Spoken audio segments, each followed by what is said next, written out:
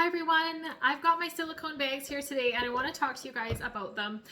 The more I use these silicone bags, honestly, the more I wish I had more silicone bags.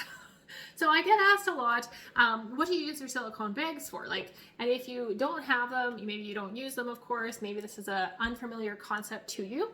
But as I said, the more I use them, the more I wish I had a lot more of them because they're so versatile. So just to give you a little quick information about them, we do have 4 sizes. So this is the small, the medium, the large, and then we also have the extra large, which is this size here, and I'll tell you what's in that in a minute. So the silicone bags are really quite thick and durable, just like our other Tupperware silicone. So, you can stretch these a bit. They have a good thick layer of silicone, and the top here you can see is a zipper seal. So it's a little different than a traditional Ziploc seal. It's got a really unique design that these little tabs just push together, and they actually do seal really quite well. So you can see that little line there. That's how they seal together, and it is actually liquid and airtight, and it can hold quite a bit. So if you did really push on it, really push on it, I still can't even get this, and I actually am pushing. But if you really push on it, the seal will release, but it can hold quite a bit. Okay, there you go. If I go like this, but you really have to push on it to get that seal to release. It is liquid tight when it is sealed. So one side has a little gripper on it. I'm sure it's a little hard to see. Oh, there we go. So one side has a little bit of grip. So when it's frozen, you can grip that nicely, or when it's hot, you can grip it nicely, because these are safe for the oven, they're safe for the microwave, they're safe for the freezer, and they're safe for sous vide cooking, which is when you put it in a pot of boiling water and you have a heat rod in next to it and it cooks whatever in the bag. So this is the medium, pardon me. Yeah, this is the medium size, or large size, sorry. This is the medium size. So just to give you some quick examples of what I have used it for so far that I love. So this one here, you can see, look at how expanded that is. I have some acorn squash that I didn't use, but I'd already chopped up from using half of it. And I decided to stick it in here, and you can see it fits so nice. So when you have a rigid container, you can't get that little extra flex from that, and the base you can see here is quite wide, so it sits nicely. Now this is a little bit unevenly balanced, so maybe it doesn't sit as nice, but that is the great perk, is that it flexes. So leftovers, meal prep in your fridge if you're getting ready for the week, perfect for that. I like this size for that. We also have a smaller one, and this one could be good for snacks on the go. You could put your sandwich in this one. I would probably put your sandwich in this one instead of using disposable Ziplocs.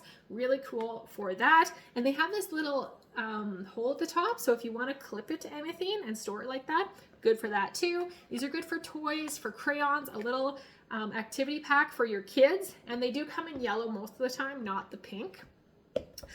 So this is the size I find I am using most often in the freezer.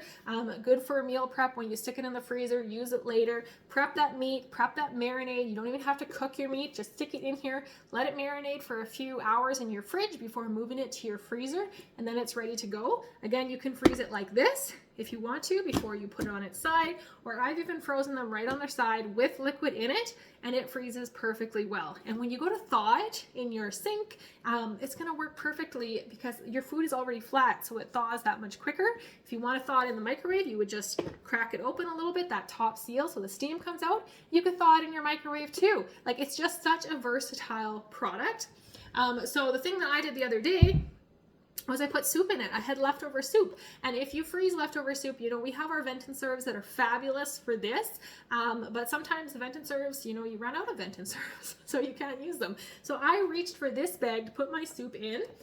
These actually do have a fill line. It's about right here, and that's the recommended fill amount, so that when you put it on its side, and stuff expands in the freezer. That's the recommended fill amount, wherever that line was there.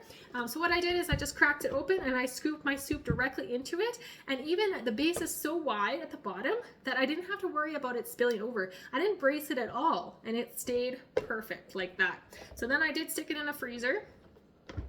And this is it frozen. I have 3 types of freezers in my house. I have a chest freezer, I have an upright freezer, and I have the freezer that goes with my fridge. So depending on what you do, you might freeze it differently. But I just slid it into the drawer on my fridge and it just stood like this while it froze.